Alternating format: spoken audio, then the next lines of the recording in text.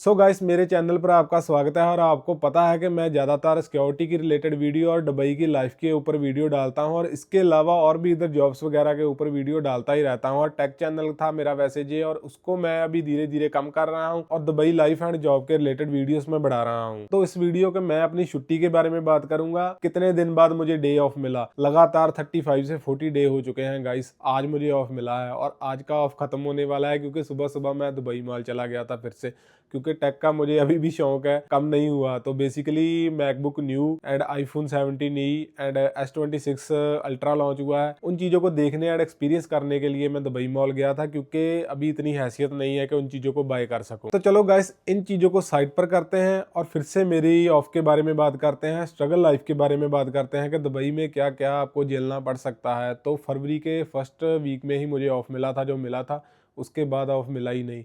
तो आज का ऑफ मिला है जो कि जाने वाला है। तो लगातार हर रोज़ 3:30 बजे अलार्म सुन कर मेरा दिमाग ख़राब हो चुका था बिल्कुल ही, क्योंकि हर रोज़ उठना बहुत ही बुरा हाल हो जाता है। और उसके बाद हर रोज़ ड्यूटी पे जाना, आकर अपना काम करना, खाना खाना, अपने कपड़े वगैरह धोना, फ्रेश होना, तो ये चीज़ें आदमी को बिल्कुल ही दिमाग से पागल कर देती हैं। यही रीज़न है कि इधर आदमी के बाल झड़ जाते हैं, विटामिन की डिफिशेंसी हो जाती है, यानी कि बॉडी जो है उसको टाइम ही नहीं मिलता है, इधर बिल्कुल ही भी नहीं टाइम मिलता। क्योंकि क्या करोगे आप सोच लो, अगर ड्राइविंग करते हो उसमें भी आपको सारा दिन बैठना पड़ेगा, इधर भी सिक्योरिटी का काम है, चल लोगे, उससे आपकी सारी बॉडी की एक्सरसाइज नहीं होती। घर में मेरी बॉडी इतनी फिट थी कि आप सोच भी नहीं सकते। ये मेरी कोई जो ओल्ड फोटोज है जहाँ पर आप देख सकते हैं, बिल्कुल ही fit and full muscular body थी, और जहाँ पर आकर बिल्कुल ही खत्म हो चुका है काम। और जहाँ पर आके मुझे कई कई बार तो मसल क्रैम्प पड़ जाते हैं, क्योंकि इधर आपको डाइट नहीं मिलती। और गाइस, मैं कंप्लेन नहीं कर रहा, मैं सिर्फ आपसे डिस्कशन कर रहा हूँ, क्योंकि ये सिर्फ मेरी स्ट्रगल नहीं है। जितने भी इधर लोग हैं, जितने भी वर्कर्स हैं, इवन कोई हमसे ऊपर पोजीशन पर भी है, जैसे हमारा सुपरवाइजर, सीनियर सुपरवाइजर, ऑफ उनको मिल जाता है। ये सच है, क्योंकि सुपरवाइजर, सीनियर सुपरवाइजर को ऑफ कहीं ना कहीं किसी ना किसी तरीके से मिल ही जाता है, क्योंकि उनकी नीड कम पड़ती है कई बार, और उनके रिलीवर भी होते हैं। और जॉब्स की भी अगर बात करूं तो उनको भी ऑफ मिल जाता है, बट जो स्ट्रगल है वो सबकी सेम की सेम ही रहती है। 12 आवर ड्यूटी हर किसी को ही करनी पड़ती है। लाइक इधर छोटे से छोटे वर्कर से लेकर ऊपर वाले वर्कर तक सभी एक ही चक्की में पिसते हैं, सभी का इतना ही बुरा हाल होता है, सभी को सेम का सेम ही स्ट्रगल झेलना पड़ता है। और अगर आप इंडिया की 9 to 5 से इसे कंपेयर करें तो वो बहुत ज्यादा बेटर है। आपको उधर कम से कम नींद पूरी करने का टाइम मिल जाता है, और इधर आप किसी से भी पूछ लो, किसी की भी नींद पूरी नहीं होगी। और ऊपर से आप अपने घर से एंड फैमिली से दूर होते हैं, और वो जो मेंटली प्रेशर पड़ता है आदमी को, वो अलग से। बाकी एक चीज मैं जरूर बोलूंगा, ये चीजें आदमी को तंग तो बहुत करती हैं, बट कहीं ना कहीं आदमी को कुछ ना कुछ सिखा भी जाती है। वो डिपेंड करता है कि आप किस वे से लेते हैं इसको। मैं अगर अपनी बात करूं तो मुझे जहां पर आके एक एहसास हो गया कि अगर कुछ भी करना है तो उसमें कंसिस्टेंट रहो, अपना काम जो है वो छोड़ो मत, अपना काम पूरा करो हर बार। मतलब जब मैं इंडिया में था उस टाइम की जो सबसे बड़ी गलती जो मुझे अब रियलाइज होती है, वो ये है कि मुझे यूट्यूब में ही कंसिस्टेंट रहना चाहिए था।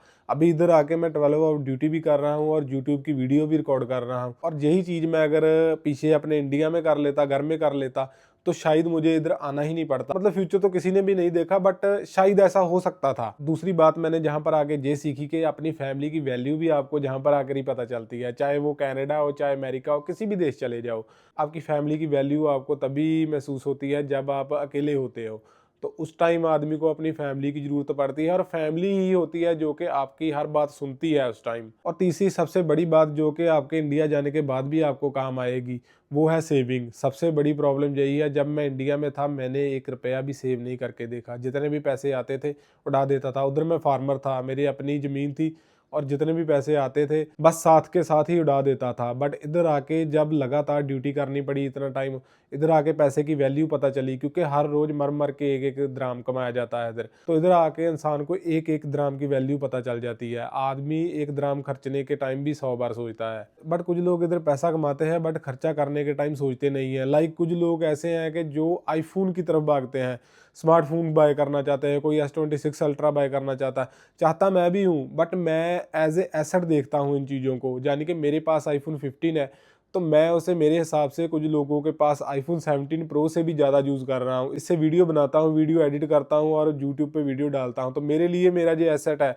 मैं किसी ना किसी वे से इससे पैसा कमाने का सोच रहा हूँ।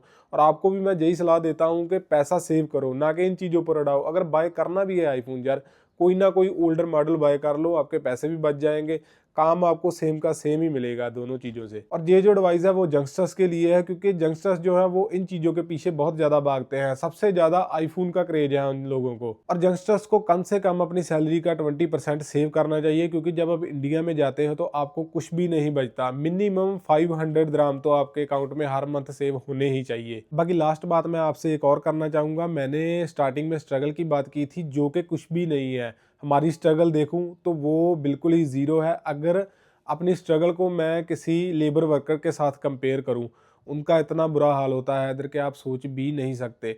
उनको अपना खाना भी बनाना पड़ता है, ड्यूटी भी करनी पड़ती है, और काम भी उनका बहुत ही ज़्यादा हार्ड होता है। बाकी बहुत ज़्यादा जो होते हैं वो बेचारे अनएजुकेटेड होते हैं, जिसकी वजह से उनको इतनी भी नॉलेज नहीं होती कि वो अपने फ़ोन से अपने पैसे जो है अपनी फैमिली को ट्रांसफ़र कर सके, या अपने खुद के अकाउंट में जाके सेविंग कर सके।